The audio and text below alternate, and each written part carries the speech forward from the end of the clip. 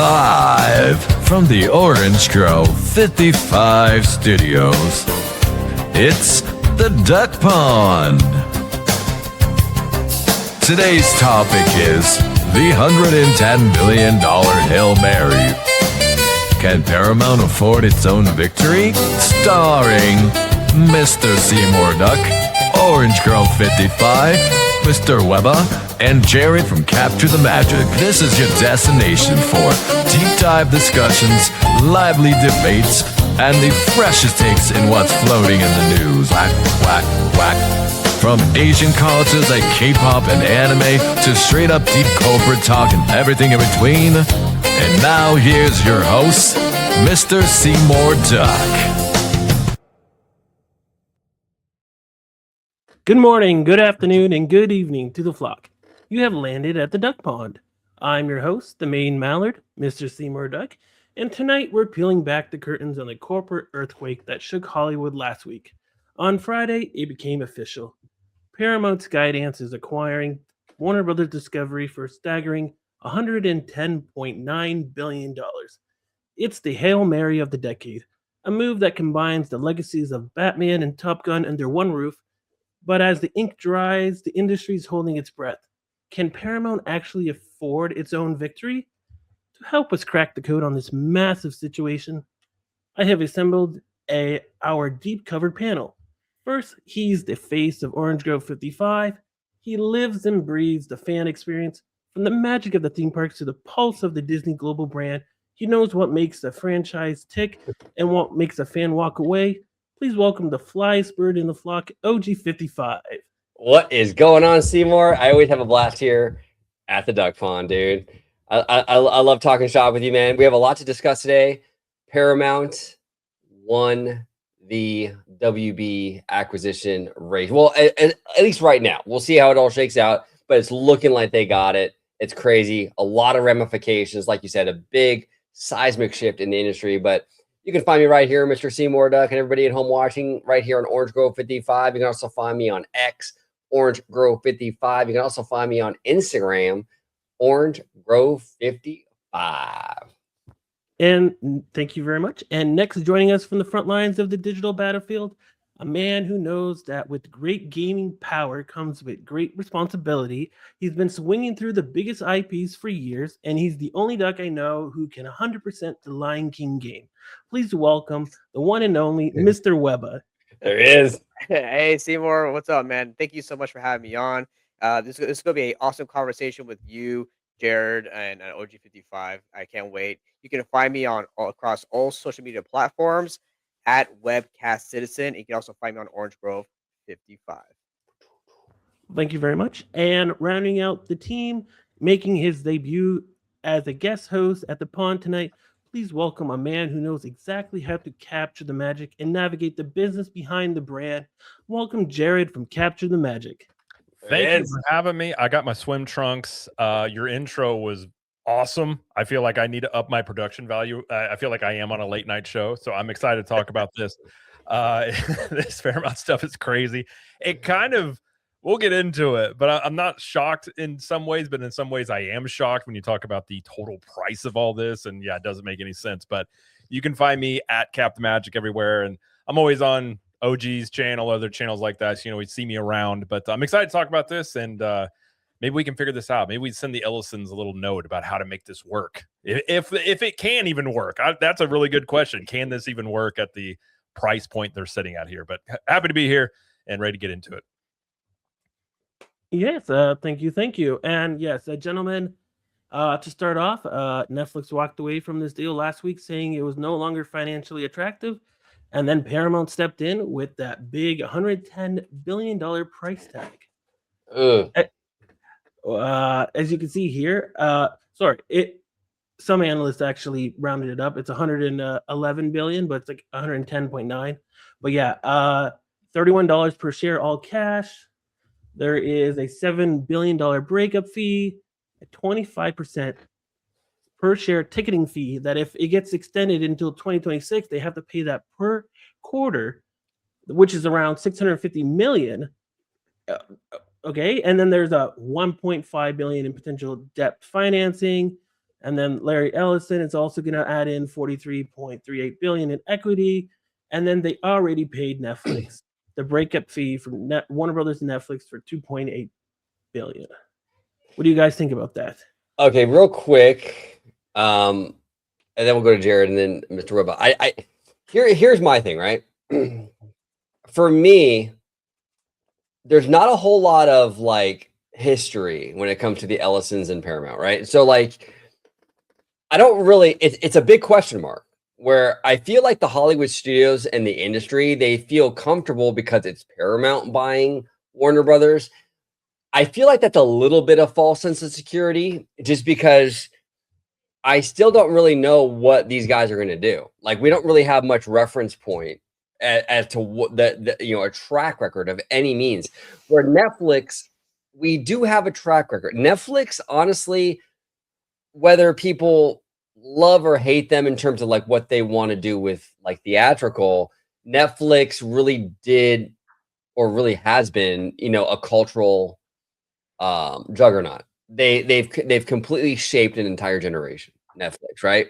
So for me, Netflix, while the theatrical thing was a concern, I feel like Netflix understands how to make things relevant and how to get things into the culture, which I think Warner Brothers desperately needs. I mean, you have these characters like the Looney Tunes and all these great characters that Warner Brothers has that have become completely irrelevant. A lot of kids nowadays have no idea who any of these characters are, which are really sad because, Jared and I, we grew up in the same time period, and I mean, when we were kids, you come home and it was either going to be a Warner Brothers cartoon or a Disney cartoon. Like Warner Brothers was the thing back in the day. I really want to see them back into that cultural spotlight. I feel like Netflix had a better chance of doing that. Now, to be fair to Paramount, they could still do that. I mean, the problem with Paramount is that we don't know though, because there's not a whole lot of like stuff to like go back on, right? I will say this. I mean, Skydance with the animation and stuff, it's like John Lasseter, he left Pixar. He's part of Skydance, which is also part of Paramount as well. None of his movies have really caught on with the cultural like the cultural landscape. Luck, that movie, I mean, a lot of people don't even remember that. I mean, Spellbound, nothing has really caught on. That's all under Paramount. So, compare that to something like Netflix, which has had K-pop Demon Hunters and other major hits. So I don't know. I'm a little worried about it from a creative standpoint. To be honest with you, I will be fair. If the Ellisons can knock this out of the park and really, really make Warner Brothers the big name that it should be with animation and what have you, I will support it 1000%. I'm just really hesitant about it. Real quick too, another thing I'm worried about is Netflix is sort of a different, not even sort of, it is a different business than Warner Brothers. It's Hollywood adjacent, but it's not exactly the same kind of thing. So there will be less layoffs when if Netflix were to acquire Warner Brothers, because Netflix isn't the same kind of, they're not a studio like Warner Brothers. There's less redundancy, there's less overlap. Paramount literally does the exact same thing that Warner Brothers does. So there's gonna be a lot of layoffs, you guys. A lot. I agree. And it can get to a point where you have Cartoon Network and you have Nickelodeon. And then you merge the two as one. Yeah, there's going to be massive layoffs. There's too much overlap to me, and that scares me because you bought a lot of IPs, and then there's going to be all these layoffs, and then it's like you paid so much money to get Paramount to get Warner Brothers. It's like, can you even invest in the company that you bought into? Well, yeah. And the other thing too, and then Jared, I really want to get your take on this. But the other thing too is, there's a lot of talk about monopoly and market share, right? I mean, when you have Cartoon Network and Nickelodeon, I mean, you own a massive chunk of that children's market. Like, that's not an issue. Like, I feel like it kind of is. Like, I mean, that's a big deal, right? I mean, that's a big piece of the pie.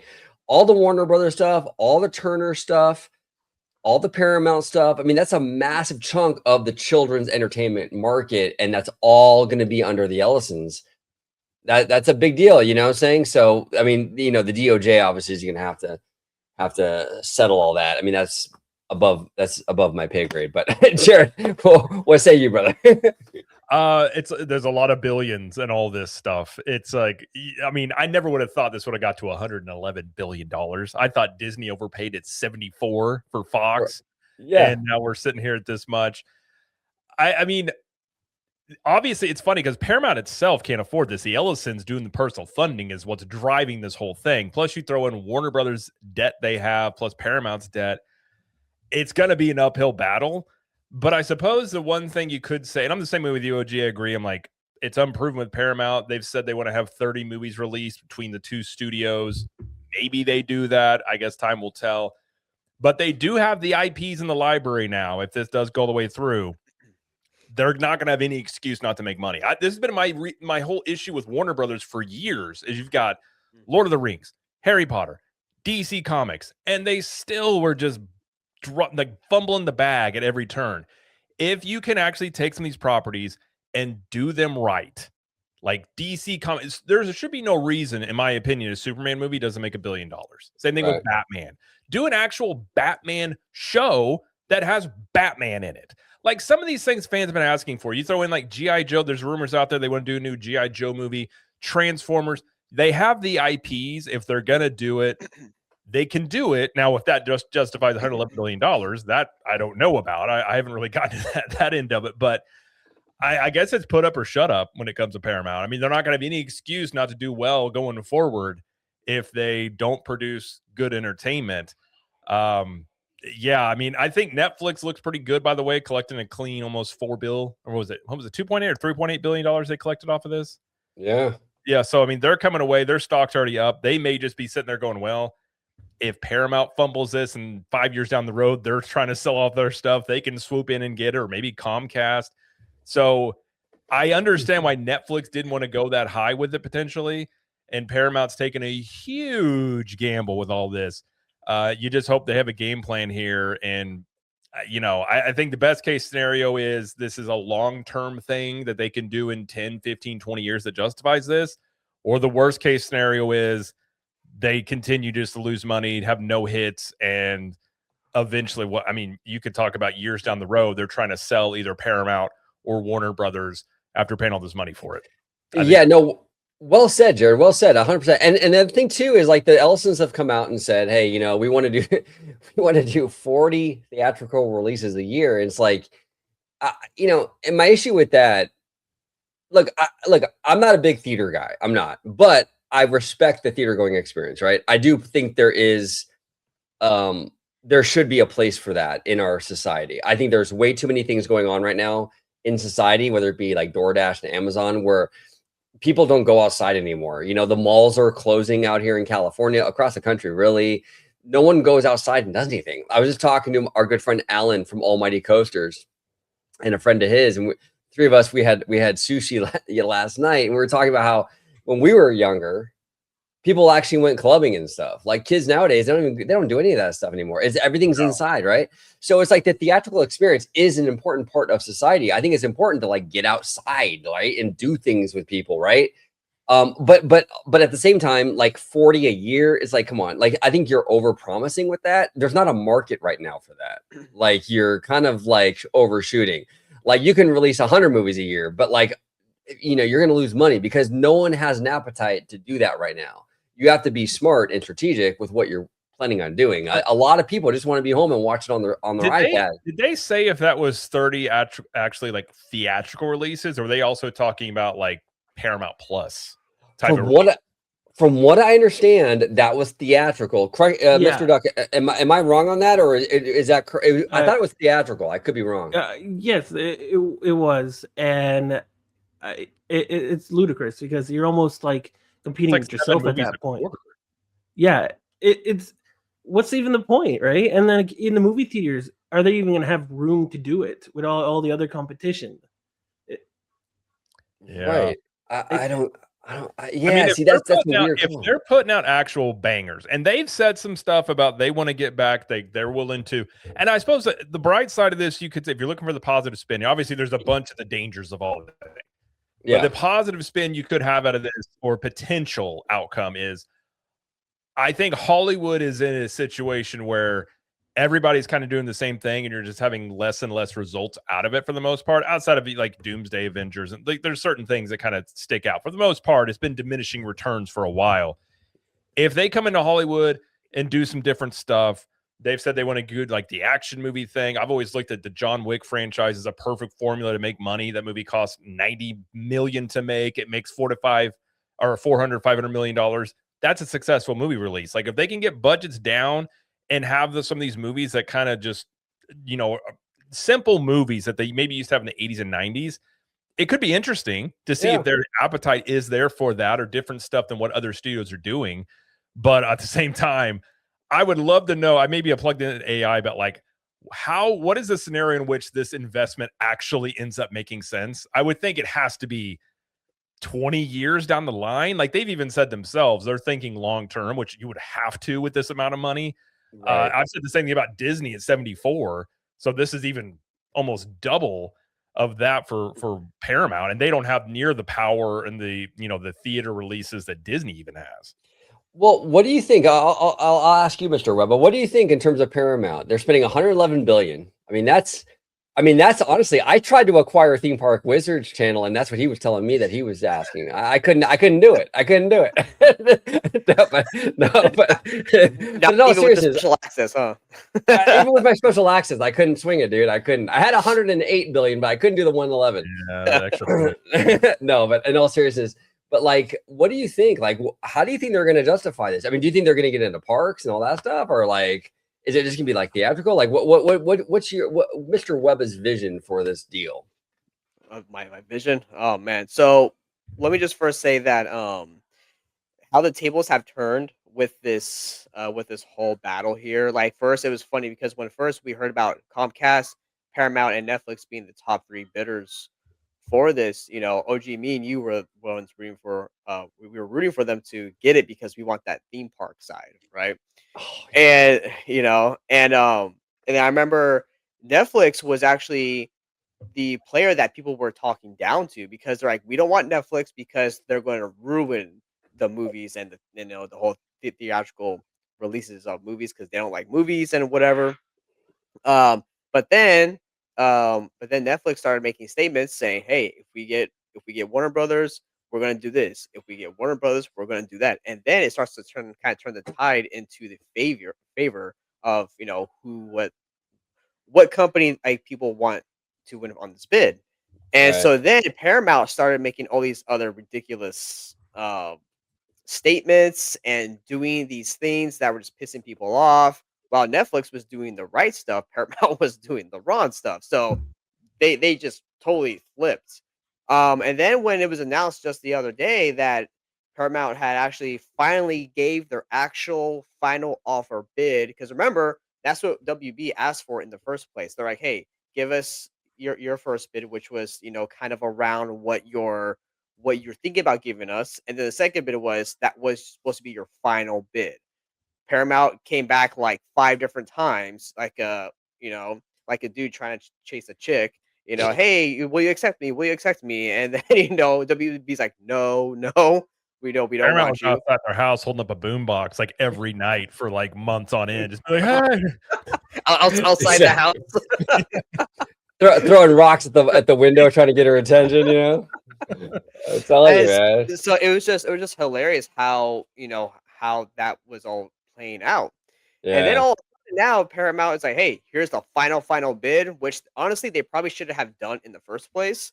And then once Netflix saw that, they're like, I'm out. Which actually to me was actually kind of a shock because I would have thought that okay, cool, Netflix saw that Paramount put up a bid, and Netflix they have the money to do it.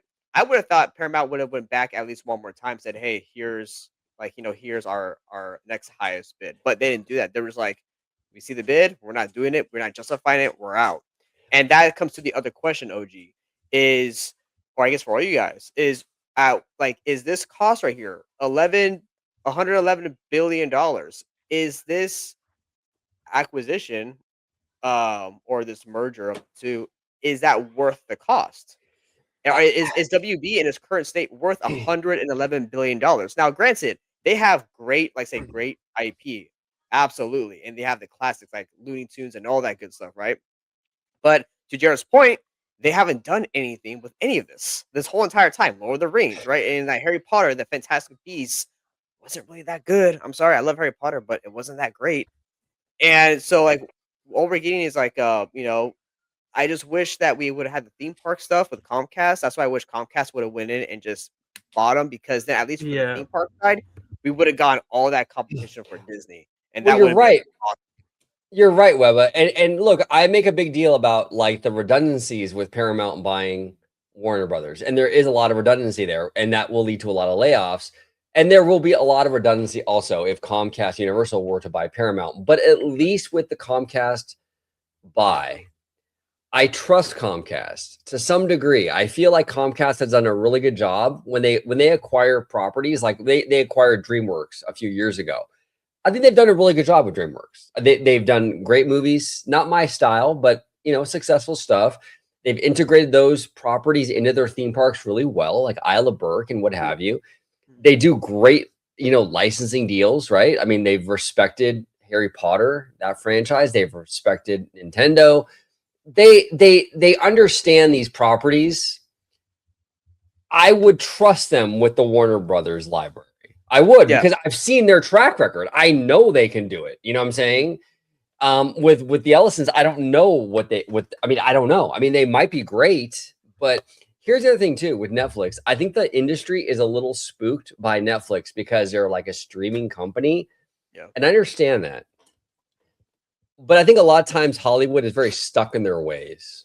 And they're afraid of change, right? Oh man, change. And we've seen this for years, right, Jared? Like, I mean, even back in the home video days, when the home video was coming out with Beta, remember Beta and all that stuff, and VHS, Hollywood was they weren't all on board with that stuff. They thought that was going to be the end of theatrical and this, that, and the other. And it's like, I feel like there's a lot of resistance. It's very much like this sort of like the establishment. I remember that. Remember when Bernie Sanders used to talk about the establishment? That's kind of what it is with Hollywood. They're fearful of like, well, Netflix ain't one of us. That's scary. I think in this case, though, I don't know, man. I think they probably would have been a better choice because I think look, I think theatrical is still going to die on the vine anyway. I mean, for the most part, I think whether Netflix were to buy Warner Brothers or whether they don't buy it, theatrical is still in trouble. And so you're left with literally the same situation anyway, but now you're just going to have more layoffs because now you have more redundancy with this Paramount merger. So you have more layoffs, and you're still going to lose theatrical. Yeah, it's interesting. I think as it trends now, theatrical is eventually cooked. Right. But the thing I always say about that is if it goes down that current path. Yeah. I do wonder if there is a point, like it can all change. Let's say Paramount comes in here and let's say they do shake some stuff up and it does become successful. That will force other studios will have to adapt to that if the market shows that that's something there. And then as well, and we talked about this, I think, on your channel, where studios can now own theaters. That recently changed. I think it was like in 2020. There was a rule that basically that studios could not own movie theater chains or movie theaters in general. Now they can do that. I do wonder if some of these studios perhaps buy up a theater chain, because one of the things, if you want to get people back into the movie going experience, the biggest cost of entry right now is just the cost of it. And so if you're able to cut that down, and let's say you do have some stuff, like if you get if things were cheaper, you could, justify some of these, mid-tier, like we talked about before, Miramax type style movies or some of these independent creators, because that's also going to be something that affects Hollywood. I think now I don't think it's going to be like a booming thing, but I think theaters could survive under certain circumstances, or maybe I wouldn't say thrive, but they're going to be able to live on if certain things happen. But as it looks right now, I completely agree with that. And I think it's just interesting because there's just so many unknowns with this. And I think one thing I will say about this deal getting approved because of monopolistic issues as well, I think Netflix was always going to have a hard time because there was nothing they could give up in that deal. Like we look at Disney and Fox, Disney had to give up those regional sports networks to get that deal approved because of monopolies, things like that, because of the other sports stuff they have. So as big as this is, and you're talking about like Cartoon Network and Nickelodeon, there's stuff in here that Paramount can give up to get this approved. They can work within this framework, and I think it does get approved. But it's just really going to be like, I mean, Webba, you're saying is Warner Brothers worth $111 billion? No, they're not even worth $90 billion. Like everybody was overpaying for this, undoubtedly. You're paying for these IPs because DC and Transformers and like Lord of the Rings, like these things should be printing money. I mean, Warner Brothers being up for sale with these IPs in their catalog is really a testament of how poorly Warner Brothers has been run the past 20 years. And so if you have any semblance of just giving, like I still to this day, if you give people a good solid Batman and Superman, like these movies should make $1 billion, no problem. And so I think there's a potential there, but yeah, overpaying undoubtedly for this. And I just don't know. I mean, I even looked it up real quick on ChatGPT of a possible timeline where this could actually end up being profitable. And it basically says, you know, essentially true capital payback would be 12 to 20 years, if ever. Oh, so my God. You're looking at, but it depends on different things. Like they can do some things of synergies and all sorts of, you know, they can, you know, I think they'll probably punt off the linear networks onto its own spinoff company like the other ones have done as well. Won't be surprised by that. But this is going to be such a long-term thing if it ever actually makes sense and actually ends up being successful for them. I wouldn't put the chances at high, but you know, I don't know. We'll see. I'm interested to see what they'll do out the gate because they're going to have to come out and do something. Like, what's the first thing they're going to do with these IPs? Is it going to be DC? That's what I'm really curious about. Well, and here's the other thing too, right? Because we do a lot of theme park stuff on both my channel and your channel, Jared, right? We talk a lot of theme park stuff. If Paramount's looking to kind of recoup some of this 111 billion, do they go to Comcast? Well, they do have a working relationship with them. That is one thing. Well, at least in the past, right? Past Paramount ownership did at least. Well, yeah, and they're doing that. They're doing the SpongeBob stuff with the kid park in Texas. So they already have a licensing deal with that. But now they own Warner Brothers. You know, so now there's even more. I know Comcast wanted Warner Brothers, but maybe now there's even more licensing deals that maybe they can even make with Comcast, and maybe the Ellisons are more open to that because, hey, I mean, they gotta recoup some of this, right? I mean, that's a really good point because they're in no way, shape, or form getting involved in theme parks after spending this much money to buy Warner Brothers. Like they're not. Netflix has got those Netflix houses, which I've also wondered maybe they get involved in theme parks or themed experiences. I don't think there's any chance Paramount does in this next decade or two. So that does set up some of the easiest money you can make out there are licensing deals.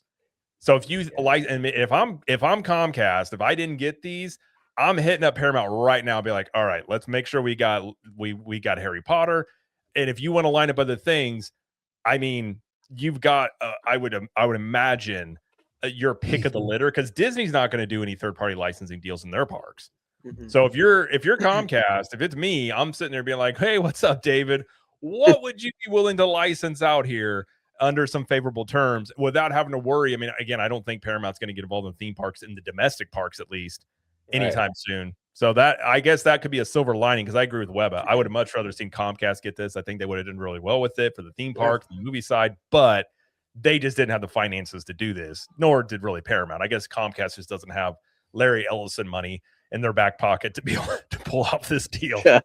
No, you're right. You're right. And so, you know, there's a lot of IP in here that I could see that would work really well with that Universal brand, right? Where, for example, like Dexter's Laboratory and stuff like that. Like I could see that property working really well with the Universal Kid Park or even at just Universal Studios, you know, parks and stuff. I mean, if they can work back Nickelodeon to the theme parks.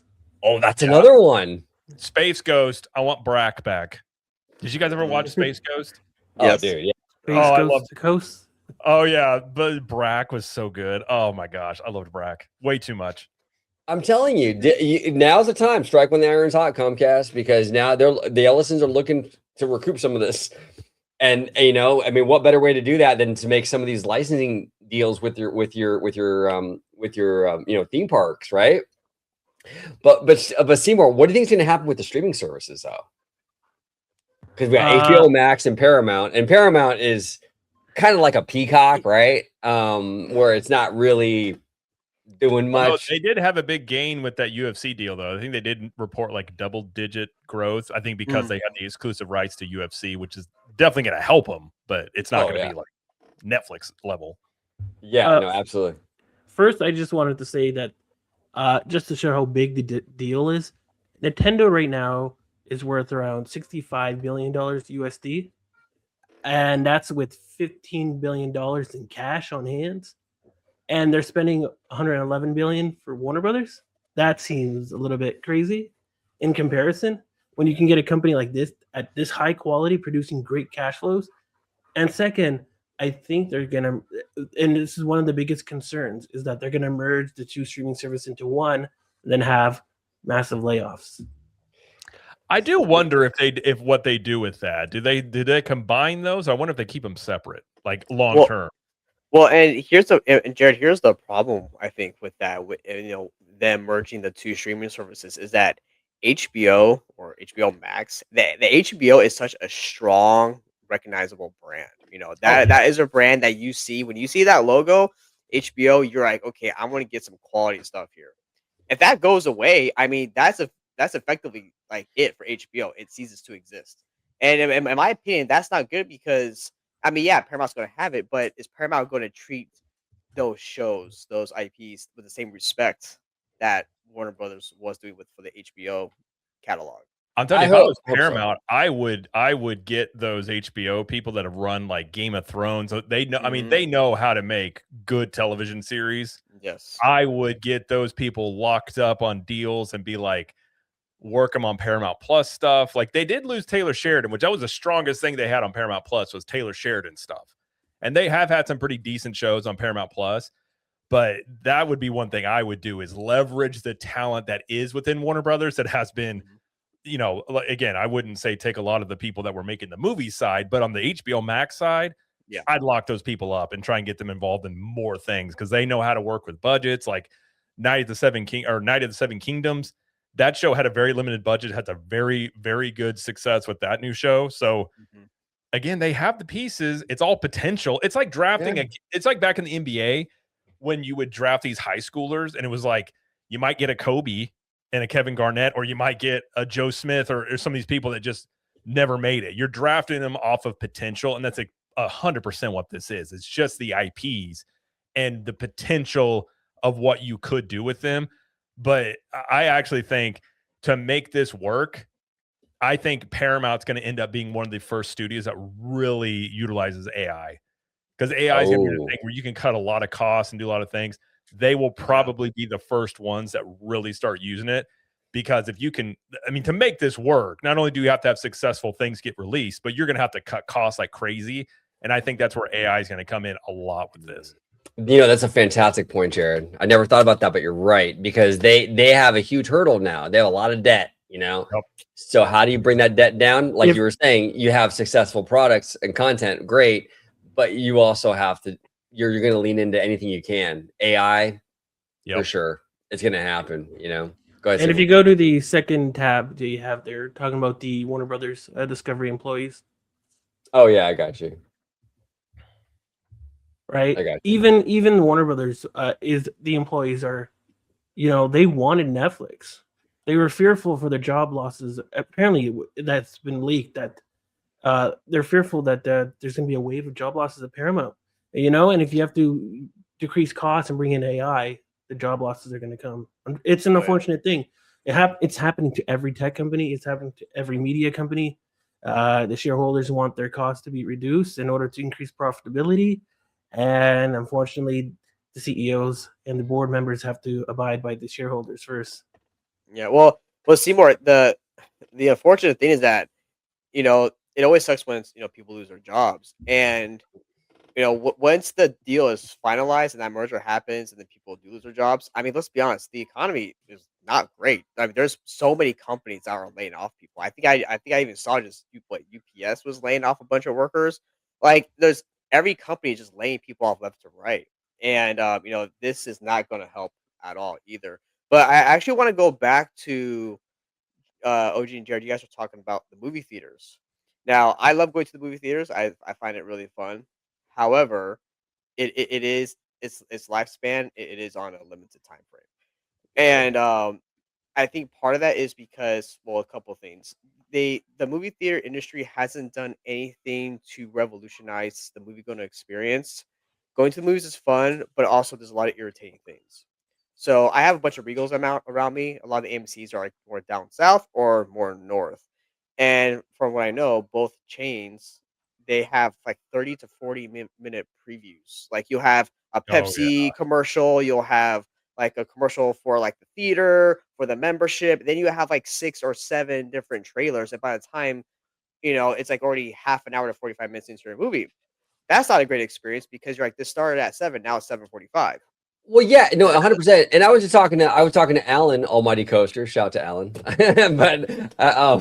But like I was talking to him last night. We were talking about this at dinner, and like we were saying, like he does the $25 a month A list, AMC A list, right? And he gets like I think like 14 movies a month or something crazy, right? For A list. I mean, that's a great deal for us as a consumer, but like, are these theaters making any money on that? I mean, it's like gym memberships. Most of the gyms, I know this because I'm a meathead. Most of the gyms make money because people sign up and they don't go. Yeah. I mean, I think it depends on the gym, but a lot of times 60% or more of the revenue is actually from people that are paying monthly fees. This is why Planet Fitness runs such cheap deals, is because a lot of times they get you locked in and we're like, well, it's $10 a month. Like, I'll just keep it. I might go to the gym next week or next month. I'm going to get, and I think that may be how they maybe approach that. But the scales of economy, I don't imagine you're making much off that unless you're talking that maybe they go in and they buy some popcorn. Because I mean, for the most part, they're not making a ton off the ticket sales. They make most of their money off of like concessions and stuff like that. But that would be a really good question. Because we have Cinemarks around us for the most part, with some AMC's, but Cinemark has the same type of deal. I think we pay like $20 a month for one ticket a month, and then it rolls over. I think we've got like 7 at our disposal at this point. And I've always wondered, like, do they actually make money on this, or is this just like a way to just try and get people in the door, more or less? Yeah, Right, that might be it. Actually, you might be onto something, Jared, with that, because it's like you get them in the door, but the real money is with the popcorn and the sodas, right? So it's like the ticket isn't really where the money's at. It's kind of like theme parks, actually, like in a lot of ways.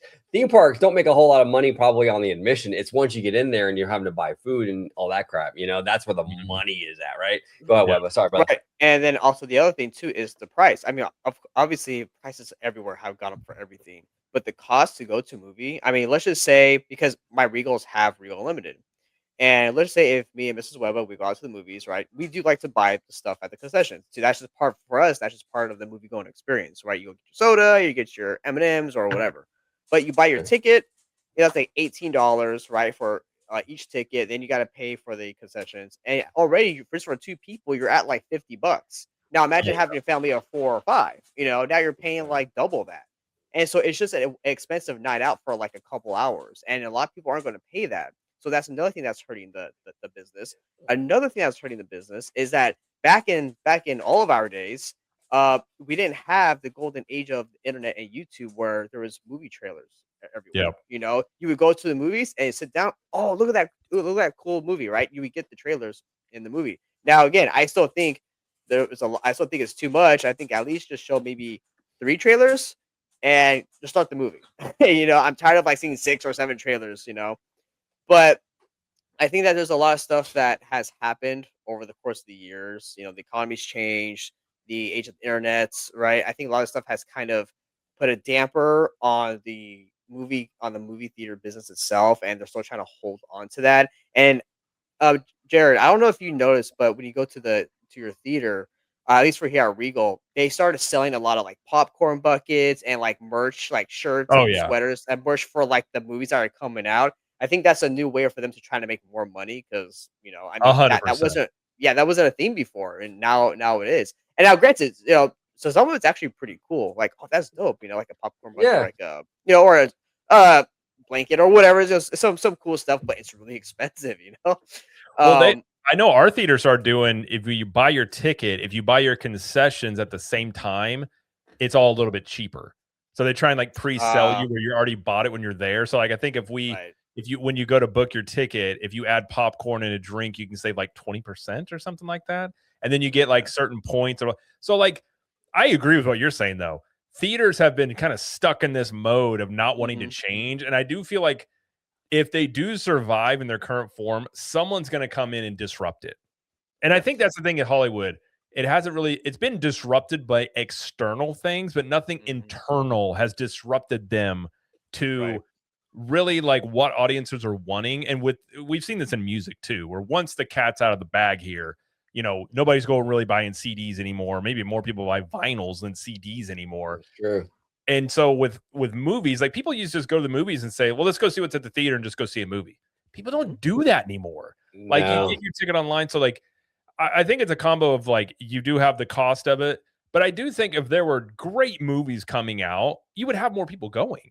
And risks on movies, because like you're saying, at the cost it is, if it's gonna be $50 for me and my wife to go see a movie, I'm not gonna take a chance on a movie that might just suck. I mean, outside of like the doomsday type of major tentpole events, but for the most part, you're like, I'll just wait till it goes on streaming that I'm already paying. I already have 3 streaming services I'm paying for, so I'll just wait till those come out. Unless you create that urgency, which is going to require a lot more quality entertainment coming out, when I think at the crux of all of this has been Hollywood essentially giving you what they think you need and not necessarily what the audience says we want. And I think that's the major issue you have with Hollywood right now. Yes. And I think we can all agree 90s was like one of the, if not the best era of movies. And like what we're getting now is so shameful compared to that. And then I also want to go back to what you also pointed out too, Jared, where you talked about because I did hear about that too, with like the potential of studio companies owning movie theaters. Now that could be another way where they kind of maintain the movie theater business. Is like, let's say you take a Disney, right, or like a Comcast Universal, you buy a couple theaters, and then now you kind of turn that theater into like that experience. Like, hey, you come to this Disney movie theater, you get the Disney experience, right? You know, and maybe you have your own merchandise, you have your own type of membership theme with it or whatever, right? It's all Disney related stuff, and maybe Disney integrates other things into that theater. Total Disney experience. Same with the Comcast, they buy up a thing. It's all Universal. You go in there, you got the music, right? Kind of got Universal Studios. You know, you got your membership or special products to buy merchandise.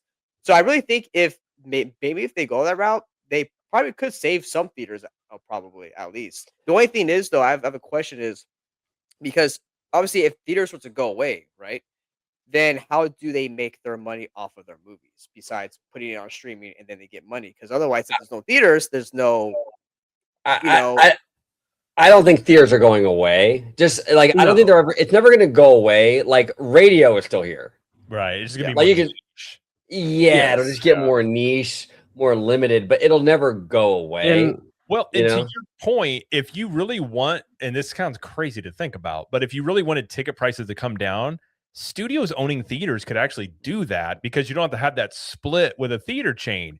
If you own your own theater and say tickets were $15 and you go, you know what, this is now whatever Comcast, there's a Disney theater that we own, tickets can be $9 because they're going to get 100% of that. You could also do it too, or if you're a Disney Plus subscriber, you get cheaper tickets. Like that actually is a way that you could get a cheaper theater going experience by these studios actually owning these theaters without having the third party of theater chain owners, which I don't normally think that's a good thing for the consumer, is less competition. But in this market, that might make some sense to do on some level. No, you're right. And El Capitan, Disney has owned the El Cap for years. I don't know how they skirted the rules prior to 2020 with that. You brought that up before. I don't know how they did that, but that was weird. But that experience is amazing when you go in there. It's a Disney experience. You can go downstairs and you can see like costumes from the movie you're gonna watch and things like that. A Paramount, a Warner Brothers, a Universal, they can do the same kind of thing. They can have these theater chains and they can have these very specialized sort of experiences for their movie, right? Like if Universal wants to have their own theater chain, they could have maybe the one in Hollywood or the one maybe close to you, Jared, in Orlando. You can have maybe some props from the movie, like a dinosaur foot or something in the lobby, like to check it out. The other thing too, and look, I'm very critical of Elon Musk. I don't think he's done a great job with X, but I will say this. I went to the Tesla diner thing a few months ago out there in Hollywood, and that was a really, really cool experience. It was. And it was dope because you're sitting in your car and the Tesla has like the screen in the car, right? But it was cool because it was like coinciding with the big screen. It was like a drive-in almost, where they had like a big screen outside. Oh, that's cool. Yeah, so you could watch the movie. You can watch the movie, but then like it would also have it in your car, and the audio is like piped through your car because, dude, it was really sick, and it was like it really kind of it got my creative juices flowing a little bit. Like, wow, this is sort of the new era, the new age of the drive-in almost. Like Yeah. Elon is kind of onto something with that, dude. And it was a cool vibe, and it was very busy. And it looked super sick. I mean, the whole diner looked like Tomorrowland, like how Tomorrowland should look. It was really, really cool. It was dope, dude. I mean, I would love to see more of that. And that's a way you can kind of revolutionize that whole theater going experience. Some really outside the box kind of stuff. Go ahead, more. Yeah. Oh, yeah. I just wanted to say in Canada, they're kind of doing that right now. They're upgrading all their movie theaters to basically higher end experience from IMAX, 40X, and a VIP experience. Where next month I will be seeing the Super Mario Brothers in big, comfy seats, recliners, heated, especially during the winter. Shit. Perfect. And get good drinks, good food, and no kids. And I'm willing to pay a little bit extra just to have that experience. Yeah, no, I feel you. Canada, not like reclining seats, because most of the theaters, at least that I'm aware of, that I've been to the past like decade, are all these like reclining chairs now. I don't think I've been to a theater that has like the old school back for a while. It's one of those big comfy, those big comfy chairs that you see in the furniture stores. But yeah, I'm willing to pay extra for that. And also they're converting some where you can actually they call it the rec room, but it's basically like a copy of Dave and Buster's to expand their margins. So instead of just going to the movies, after you see a movie, let's play some arcades, let's spend some more money. 100%. I've actually wondered why theaters haven't done that before. Because Dave and Buster's, it depends on when you go. It's a genius concept. The food's pretty good, and then people will just spend tons of money in the arcade, especially where they're kids like mine who want the ticket. They just want tickets to get the cheap crap that you can go buy for $5 at a store. But like that would be an easy way. Like I remember when I was a kid, like we had a place called Mr. Gaddy's that was a pizza buffet, but it had an arcade attached to it. And we would dump so many quarters into old school X-Men games and Ninja Turtle games. Like I feel like that would be an easy way to actually have a dedicated, like a really high-end arcade experience that maybe you couple in with like a package that includes a movie ticket. Like there are things you can do to sort of make it a unique experience, like a full, like if you're going on a date night, it's like you got a movie and the arcade and the food, like make it a whole event instead of just like a part of your evening. I think that is something that they possibly could do. Well, and Jared, and here's the thing. Back in the day, again, it wasn't maybe that extravagant, but movies, a lot of movies back then used to be experiential events. They're not that anymore. And not only that, but also we don't even have great movies to have experiential events anymore. So, it's like Hollywood, you need to get it together. Like we need good movies coming out. We don't want these bad, crappy movies that people aren't going to go out and pay. Because it suffers. Everybody suffers from it. The consumer suffers. The Hollywood suffers. The theater owner suffers. And the studio suffers. People will go to the theaters if they feel like it's going to be worth it. I mean, we saw it. Like Seymour, you brought it up. Super Mario, that first movie made a lot of money, dude. I mean, there's even Inside Out 2 made a lot of money. Zootopia 2 is making a boatload of money. If you make a movie that people feel like it's worth it to go, they will go. But it's getting them to go. I don't know, and I don't really know how Hoppers is going to do. I heard really good things about Hoppers. I thought it was hey, my boy Christian Harloff, who I love Harloff, he's great. He's saying it's pretty good, but I don't know if that movie's going to do well. I think it's probably a good movie, but I don't know if people are energized for it. Go ahead, Webba. And I was going to say something, but I forgot. It was a comment that you just made. It was about Hoppers. It was something else, but about how people are like not worth it. Like it has to be worth it to go to the theater. Oh like, just on that again. If you made good movies, people would believe in Hollywood more, and they would probably be more willing to spend more time and money going to the movies more often.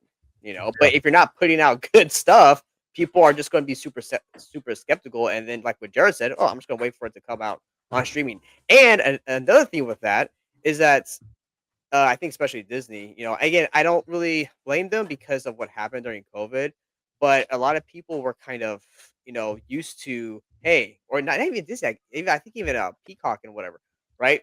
We would come out and it would be in the theater for 30 days, and then boom, back on the streaming. Or even like 15 days, 20 days then it's on streaming. So then you're kind of conditioning people to just, oh, I'll just wait for a streaming. Like what's 1 month. Well, and they've already conditioned the audience to wait for stream. I mean, this is what really the theater or the studios all thought streaming was going to be the thing that was going to be like the gold mine.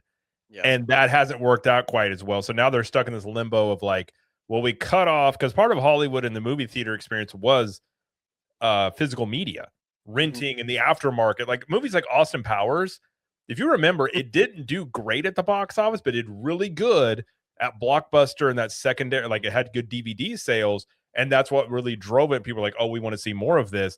You don't have that as much anymore. And somewhat you do. Like if something does really well on some of the streaming services, that obviously can give them indication like, okay, there's a good audience for this. But I guess you could say of Paramount, if you're a physical media type of person, Paramount getting control of Warner Brothers is a good thing because I think Netflix would have completely axed all of the physical media. They would have all gone completely digital. And so I do like the option of having physical media because I think the idea of like, like Disney got, all of a sudden you're playing these old movies, they give all these warnings beforehand and we're going to change what's in this. It's like, yeah, come on. And stuff like that. So I think there's a lot of just the industry's trying to figure out who they are at this point. And the problem they have is they're doing this at the same time AI is coming in, at the same time more competition's coming in, everything's decentralized.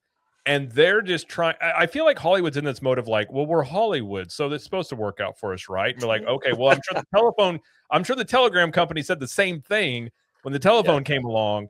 Like, you're gonna have to do something. You got to start taking some big swings here. And I understand the worry of understanding like to take this back to Paramount, like, well, what are they going to do this? We don't know. But at the same time, either it was Paramount or Netflix. These do seem like companies that are willing to do things different. And I think that is a good thing for Hollywood to have somebody step in here that willing to do something different. Now, I think Netflix is a much better run company. I have some of their content, it depends. Like some of the season ones are really good of shows. Then you get to season 2 and you're like, what happened here? And then it gets canceled. But they make a lot of money. I kind of look at Netflix like a tech company that also makes entertainment because they're so analytical about everything. Yeah. And so I think somebody coming into the space doing something new and different, maybe buying, I don't think it'd be Paramount, but wouldn't it be funny if Netflix bought a theater chain after all this? Like, the way we're buying AMC and we're going to get into the theater model business either way. Well, that's kind of funny. Well, Jared, here's the thing. If Netflix actually did that, they could call it Netflix. What was it? Netflix and chill. You can literally call your theater Netflix and chill. That's true. Oh, that'd be great. That'd be great. That could be a weird thing. But I actually do have a question for you guys, though. One last question regarding Paramount is, was the final, official happening of Paramount and Warner Bros. Happens and it's official? What becomes of the DCU that just started off with James Gunn? That's a great question. I think it's done. They've already basically said as much that they were going to revamp DC into more of I forget what they said. I think honestly, I did not like the Superman that came out under James Gunn. I'm a huge Superman fan. I hated that movie. I don't think they should go to Snyderverse route, but I do think the DC universe completely changes. Yeah, I would agree with you, and I don't think James Gunn, and I think it was actually John Campea who said this, and I agree with John Campea. He said this on his show. James Gunn ain't gonna work with the Ellisons. I can tell you that right now. Politically, they're way too opposed, and I just don't see it happening. Well, he's gonna walk. He's a really good filmmaker on certain things. Like he's had some really good movies that I've enjoyed. I just never thought he was a good studio head. Like there's some people like same thing. You could say maybe Christopher Nolan does really good movies. I don't know how he would do as a studio head. And so I think there's roles that some people are good at, some people aren't so good at.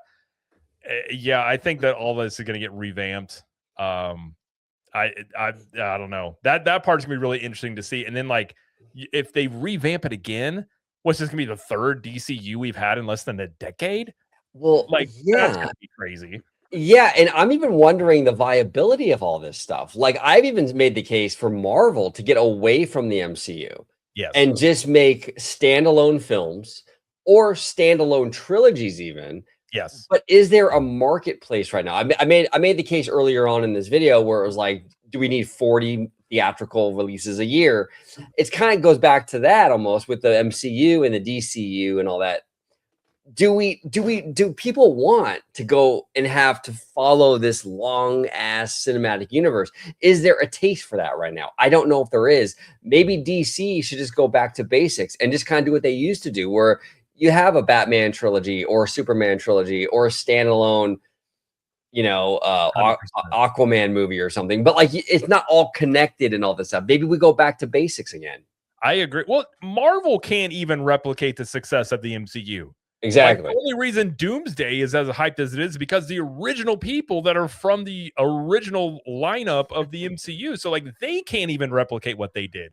And everybody's been trying to chase the MCU. So I agree. I think you need to get back to basics. And if you do want to launch an interconnected universe, and I think this was a mistake James Gunn made, instead of announcing all the stuff you're going to do, start with look how Iron Man started the MCU. One really good movie to set it off. If that movie sets it off, then you have the interest. If you're already being like, we're going to make 20 movies and here's what we're going to do, you're like, well, hold on a second. Like, at least have one movie come out and make sure that this is something people like before you've got all this, you know, the wheels are in motion for this massive, you know, DC universe that ultimately gets way too complicated. And then you get into time travel. It gets into a mess, which is the same issue comics have had for a long time. But I agree. I mean, I think going back to basics is kind of what Hollywood needs to do. Like, what was stuff people really liked? Like movies like, I mean, back in the day in the 90s and the 80s, it's like Jean-Claude Van Damme, Rambo action movies. They're cheap to make. People like them. Like, they appeal to a certain demographic. You can have movies for dudes, have your chick movies like Barbie. Like, things like this do work. It's not going to make you $1 billion probably, but it can be profitable if you can make the movies at a decent cost. Like, you know, stay under $100 million. It gives you a shot to have a movie that makes $500 million be profitable.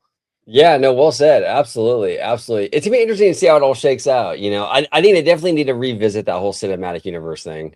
And also it really kind of messes you up a little bit, right? Because I think that's been the problem with the MCU, where it's like for example, they were integrating like the Disney Plus shows with the whole MCU. Yeah. So now it's like people like they see the new Marvel movie like coming out in theaters, and they're like, well, I can't see that though. I can't buy my ticket for that movie because I'm 2 shows behind. Right. It's like homework. Nothing like Yes. entertainment being homework. Exactly. Well, Go ahead. well, Catch up on the last 10 movies to figure out what's going on here. Well, Exactly. here's the thing with those shows though, and I would say the same thing. I would say the same thing for the DCU if that had kicked off.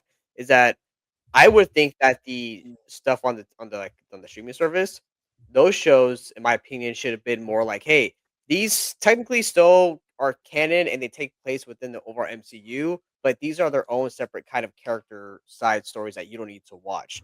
They take place in the MCU, yes, but you don't. It's not necessary to watch these stories to watch and enjoy the actual main core movies. And I think they should have. you know who did that great? Was Daredevil. The original run on Yes. Daredevil Netflix. To this day, that's the best thing Netflix has ever made. It's the best comic book adaptation I've ever seen in my life. Is Daredevil seasons 1 and 2. It was amazing. And it let you know it was part of it. And they would have little snippets here and there, but it didn't have any other impact in the greater MCU. And it just its own self-contained story that was street level. It was gritty. Like, you put a Batman in that setting. Oh my God, dude. You're making more money than you can. Like I was saying, like I know Paramount's overpaying for all this, but if you can actually get this stuff right, I mean, you have a printing press with Lord of the Rings, DC, Harry Potter. Like, you can make money hand over fist if you are actually doing these things that the audiences want. So the potential is there. It's just in this environment, are they willing to go, you know, because you're going to have everybody that's going to try and say, well, you know, whatever they need to have in their movie, or it's going to harm these people, or these people are going to get upset. Like, are you willing to actually go to bat and do the things that audiences want? The Ellisons might. I mean, they're kind of outsiders, which can work against them and for them because they may not really care as much about being part of the Hollywood circle as much as they're trying to say, well, we paid $100 billion for this. We got to make this work. So it kind of puts you in a spot where it's sort of like somebody who goes out on their own business. It's like, I got to make this work. I'm willing to do whatever it takes to make it work. It could work in their favor, but this is all an if and whatever they do. Yeah, we'll Yeah. see. No, Yeah. sometimes with these big gambles, they really pay off. You never They know. I mean, Well, maybe we might make a video all of us together a year from now. Good day, dude. Those Ellisons, they really crushed it. You never know. You never know. Yeah. You know. Well, OG, sorry. What is one other point I want to make? I Sure. guess you could call it part of the big gamble is, and this goes with like the studio stuff, making movies. Is I think another problem with the cinematic universe stuff. I mean, I personally like it, but there's a problem. We see it with Marvel and Star Wars, and now with James Gunn DCU, is they announce too much. Like they Oh, announce like a 10-year span. Yeah. I'm like, we don't need that. Just give us like what's in the next couple to 3 years. We don't need to know how far you're thinking. That's great. That's good that you're doing that. But the problem is things could change like that. And also No, let well- stuff breathe. Like, you don't have to have a yearly release of a DC movie. Like, Mhm. let something have a little bit of, organic demand to build up for it. Because I think that's the other Exactly. mistake MCU made, which I think they've admitted to. There's just too much of it. Too much of Yeah. mediocre stuff coming out. Now, Yes. one thing I was going to ask you, Seymour, do you think Paramount will probably spin off all these linear assets now if, once, let's say, this deal goes through? Do you think they spin them off into their own sort of company like Warner Brothers was in the midst of doing and what Comcast has done? Because I kind of think they might. If first, I just wanted to state that the issue with Disney Plus and all that MCU is that a lot of the shows focus too much on mainstream and general entertainment and trying to focus on everyone instead of the core audience. Yes. And that's why Daredevil works so well, because they took the source material and gave what the audience wanted. Here, I see Disney Plus, like, it's not bad. It's just that the audience didn't want it. We didn't want Agatha all along. We wanted, we didn't want She-Hulk, and like that's the problem. The audience didn't want it, and you're trying to bring in other people, and your core audience members that were watching the show are not happy anymore. They're leaving, and then you broke up your core audience that was basically buying everything in the Flywheel merch, watching everything on streaming, the movie theater, and then it breaks down and it's not good, and then the quality gets deteriorated, and then you try to fix it with adding more shows and movies, and then it doesn't work out, and then you get a mess like what happened to MCU. Yep. And second, I will think they will if they think that it doesn't work out to keep the linear.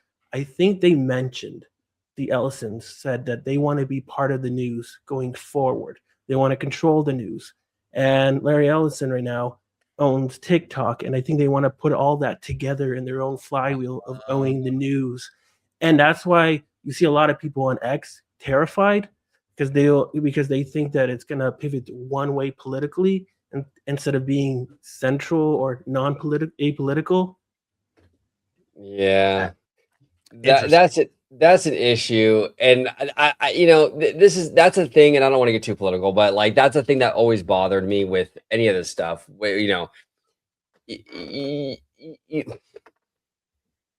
I don't like having agenda driven anything. You know what I'm saying? Yeah, whether it's political or whether it's like, or whether it's my nerdy news. You know what I'm saying? Like, I just want like authenticity. We talk about it all the time here on the channel. Just be real with me. Like, I don't mind it. Different opinions are fantastic. I love all that. But like, I don't want to feel like I'm being sold something. You know what I'm saying? And if the Ellisons think they're going to go in there and like try to make CNN like Trump TV, like I'm not interested in that. I want the real news. I want to know. I want real opinions. You know what I'm saying? I don't want because at that point you're doing exactly what the conservatives have complained about for years, what the left has done. Like, you're no different. You're doing the same thing now, just for your side. I don't want any of it. I want to just get the real news. You can have opinionated shows, and that's fine. But I don't want to have this spin and this agenda-driven stuff, this propaganda machine. I don't want it, whether it left or right. You know what I'm saying?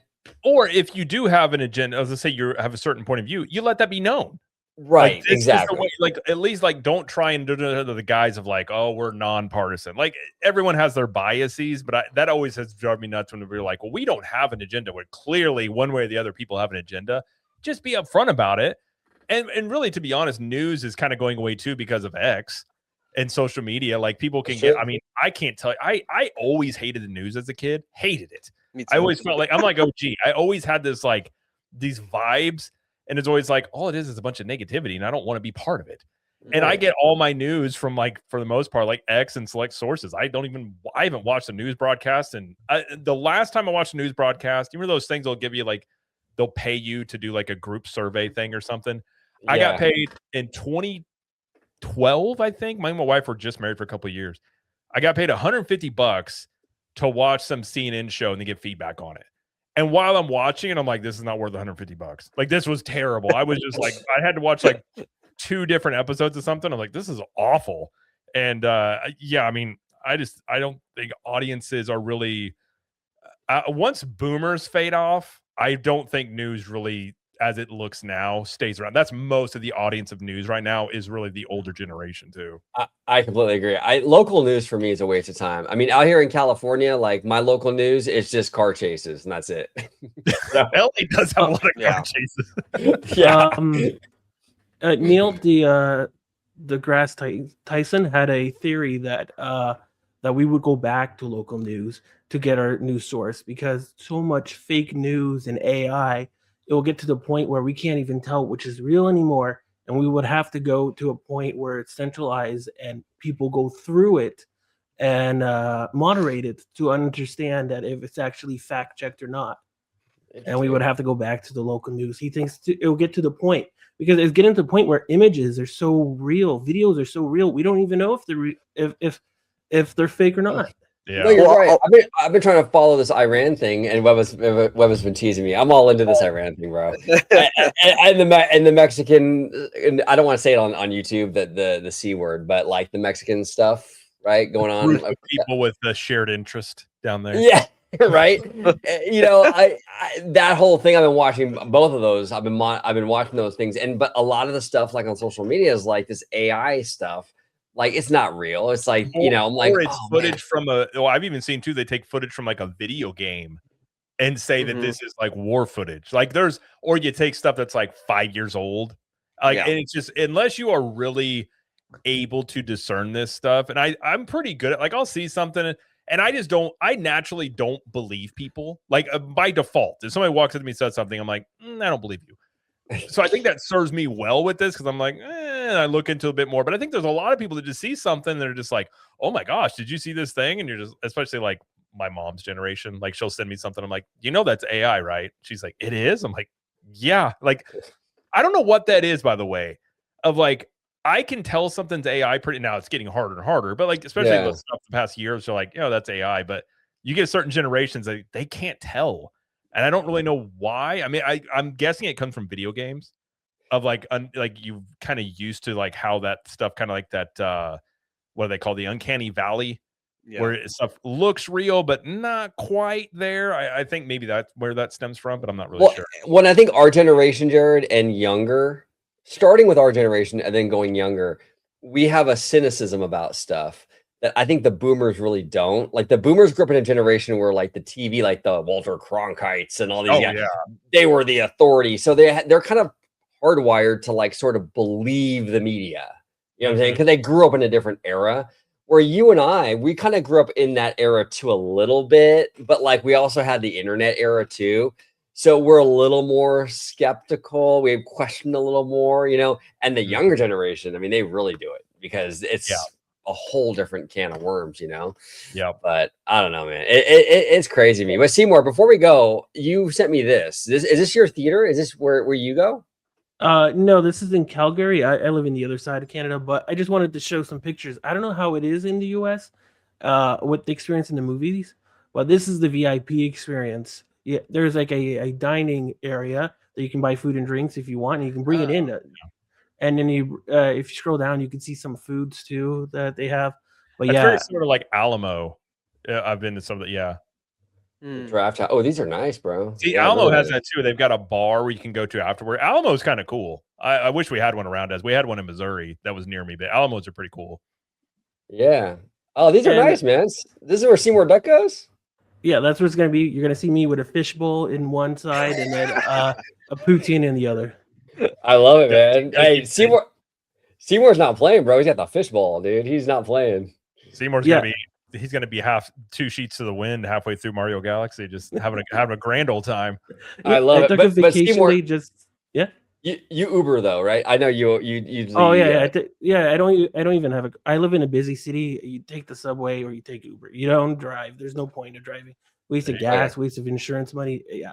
Plus, it's very snowy. I don't want to use it. It's actually cheaper. I did the math to get groceries at DoorDash than for me to drive and get groceries. Wow. That's fascinating. I get DoorDash Pass for free with Amazon Prime, so that's a bit little different for Canadians, but it's cheaper. So it's like okay, I work overnight, so I just order, and then 10 o'clock in the morning, I get my groceries, and they're at the front door. I'm okay, done. Yeah, no gas, no insurance. I don't have to waste time. Nice. See, I'm cheap. Nice. Even yesterday, I wanted sushi, and I looked at DoorDash, and I was like, I wonder what. And I looked at and it was going to be like $15 cheaper for me to go get it. And I'm like, I'm just gonna go get it. Yeah, dude, it's Jared. It's crazy how much more expensive it is to just DoorDash something. Like it's wild. tip, Yeah. and then the actual product they charge you more. Yes, I've noticed that too. Yeah, because I had a hankering for sushi yesterday, and I was like, man, I was cleaning out drawers in our kitchen, and I saw a sushi menu at 12 and like midnight, and I was like, I want some sushi tomorrow. And then I got to look at it. It was like, I think they were charging $9 or $10 for a roll that was on DoorDash. I looked on the website and it was like $6.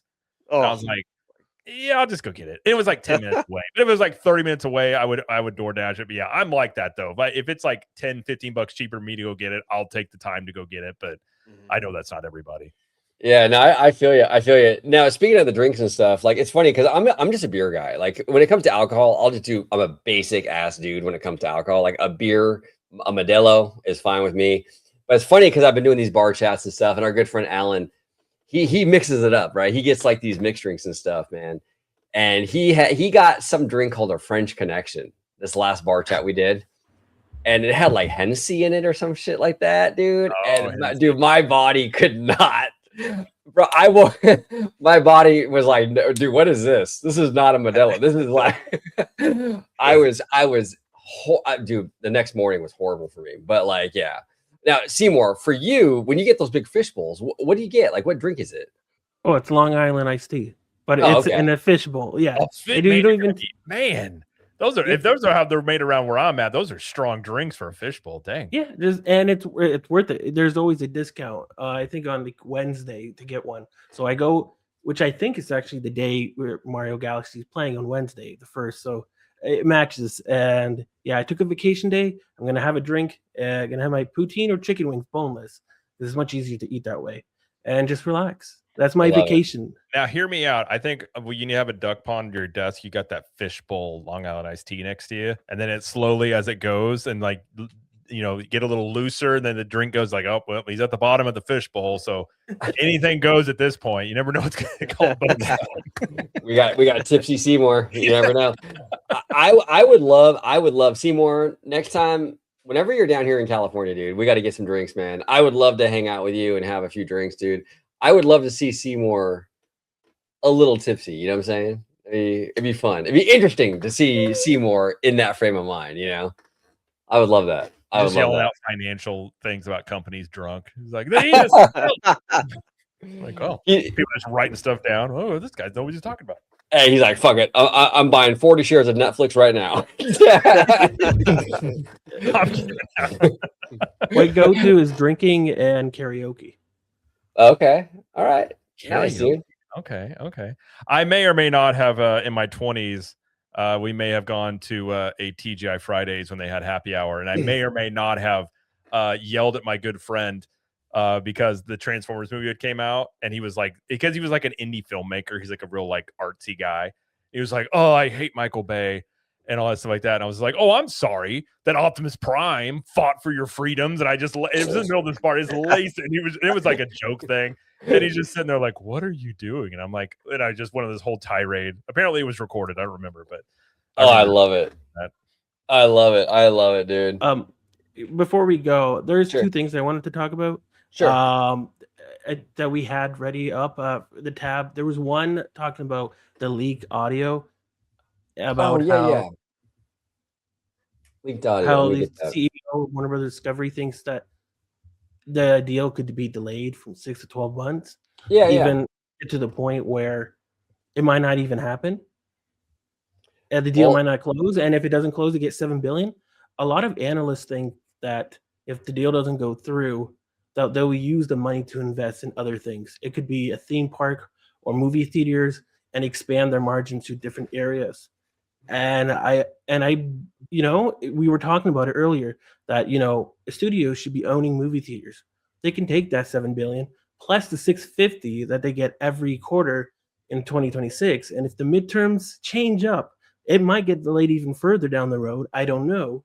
And it might not get it done. And I think that's why Netflix pulled out, because they could not compromise the same deal that Paramount did. 7 billion and the breakup fee and all this other stuff. Yeah, I don't think they could do that. The quarterly fee is 650 million plus this. I think it could get to the point where Warner Brothers might just invest in movie theaters and buy AMC or something, and they could Yeah. be the Netflix of movie theaters if you think about it. They could license, they get other people come in like Disney, Paramount, all the other companies, right? And they can get the 50% fee off of that while they don't have to pay any fee for their movies. And then while they do that, it can bring down ticket prices. interesting. Okay. Well, we'll see. Yeah, that is fascinating. Yeah, it says here the deal may not close. If it doesn't close, we get 7 billion and we get back to work. Okay. Yeah, I mean that would be kind of crazy if it doesn't, but I mean 7 billion is not too shabby to work with, you So know. here's the question: if the deal doesn't go through, and if WB still wants to be put up for sale, will they take anything less than $111 billion if someone were to go try to bid for them again? That's a Unless tough you get one. to it. The only reason it's got up to this much is because of that bidding war. I think if you didn't have a bidding war going on, but here's the question at that point. I mean, does Comcast enter back into the discussion if they're still looking to sell after that? Is it even Mm. worth it though? Because I like know, that's the thing. Paramount, if Paramount couldn't get the deal done, then who can? Right. Well, I mean, I think Yeah. Warner Brothers honestly, I think for the theatrical, I think Warner Brothers being around is good. Yeah. So, yeah. I mean, if this one doesn't go through, I don't know who else would really take a shot at it because I think Comcast would have more worries about monopoly than Paramount would. I'm really surprised Apple never I shot I their was shot. actually thinking that earlier. I am too because they got all the cash in the world. They could just they wouldn't have to get any funding for this. They could just pull it out of their back pocket. They got. There has Oh, been yeah. rumors that Amazon was going to buy AMC for the longest time. Yeah, I remember that. Yeah, Amazon, I don't know. I don't really love how they've handled Very hit and miss. Yeah. Very hit and miss. Yeah. Content not super great. Now, Seymour, you said you had one more other one besides Yeah, this the one? last one, it's a video review. The one I sent you, the last the X-Men. Oh, dude. So- You're bringing out the John Campia, bro? Yeah, You're so bringing up like John Campia? Webba and I Oh, were talking about how like Paramount's not doing great right now. And are we gonna expect that to change anytime soon? Scream Oh, yeah. 7 just came out. And like Webba was saying that the only thing that has done well lately is the Sonic IP. Yes. Yeah, Yes. Sonic's done very well. But Yeah. besides that, like all these IPs, they're not doing well. And Scream 7, I hearing a lot of bad things, and this review made me laugh. Well, should we watch it? My Because wife Campia went is crazy. saw it, although isn't it doing pretty decent though, box office wise? She said it wasn't very good, but I thought it was making decent money. I can't remember. I thought it was like 28 million or something like that. Compared to the budget I think is 45 million. So it doesn't take much to beat it. I think Horror last movies number I saw was That's why they- 97 million. Yep, that's why they always make those horror movies. They're so cheap to make. Yeah.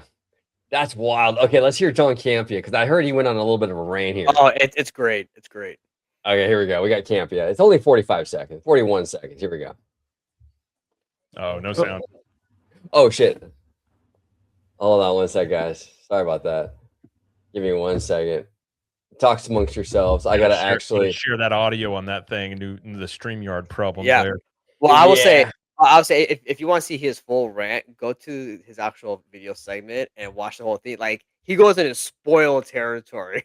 I mean, it's Scream great. 7 at this point. I mean, Yeah, well, that's what I was talking to Seymour about. We were having a conversation earlier about. Okay, so here's the thing. I am someone who I will admit I would love to see more of my favorite IPs or franchises. Right, more movies of let's say Star Wars, Marvel, or Dragon Ball, whatever. However, there is a point where you make too much and you sacrifice the quality with the quantity. And it comes to a point where now it's like Fast and the Furious, where you're just pumping out these movies like it's Call of Duty, and you're not really changing anything, doing anything new, you're not really making anything interesting, and then that starts to really dilutes the franchise. Yeah. Yeah, I for feel sure. you. Okay, you guys ready? I got the sound. We're ready to All right, go. let's do it. Here we go. Because none of you should go see this thing. hold Because on. none of you Yeah. should go see this thing. None of you. I would rather jack off with sandpaper. No. I would rather watch Madam Web again.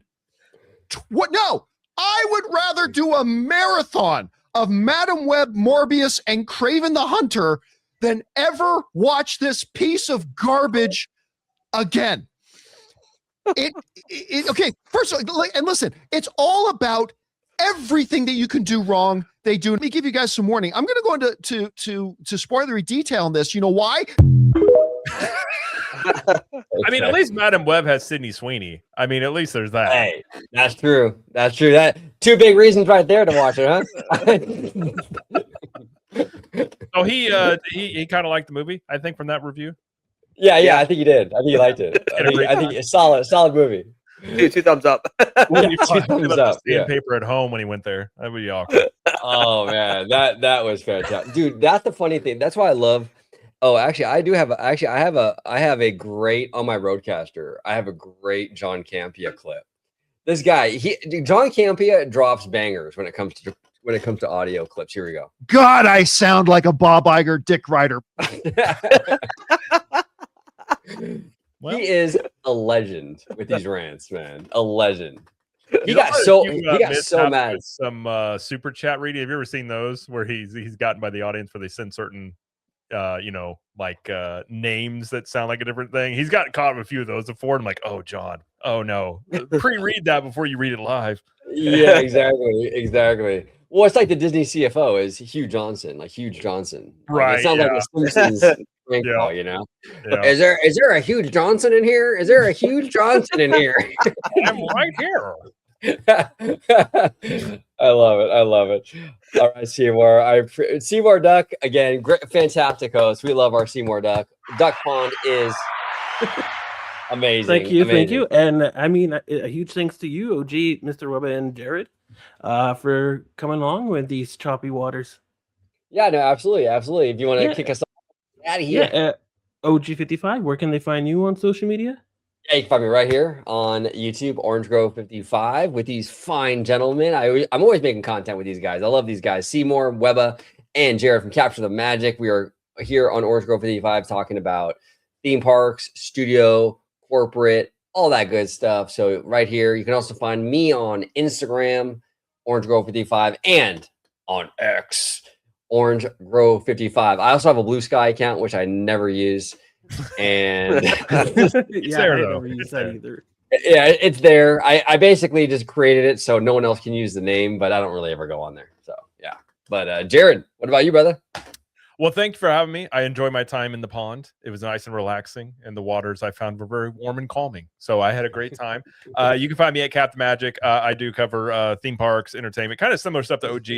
And then we have theme parking where we dig into this stuff for a couple hours at a time. It's always a good time there. And that's where you can find me at Captain Magic on social media as well. The main place there would probably be Instagram for the most part. I get on X, but I don't really feel like fighting with random strangers most of my day. So I just don't really do much on there. But I monitor the situation, if you will, over there. But Absolutely. that's where you can find me. So I appreciate it. Thanks for having me. And we'll have to do this again sometime soon. I enjoyed it. Yeah, no, thank absolutely. you, and killer first outing in the pond. Thank you very much. And Mr. Webba, where can they find you on social media? And also, if I'm not mistaken, you have a new show. Well, I don't know a new show, but well, first let me say, Mr. Seymour Duck, thank you so much for having me on the Duck Pond. It's always great being on here with you and all these fine gentlemen. You can find me on Twitter, Instagram, Threads, OG55, and my YouTube channel, which is now at Webcast Citizen. I've just started up my own channel, and I'm welcome to have everybody here aboard. But yeah, again, same stuff. Talk about theme parks, nerding out, video games, trailers, all that cool stuff. It's great. And again, Seymour, thank you so much for having me on the Duck Pond. Thank you very much. If you enjoyed this episode, please like, subscribe, and quack that bell for the notifications. I'm Mr. Seymour Duck, and you're always a duck at the Duck Pond.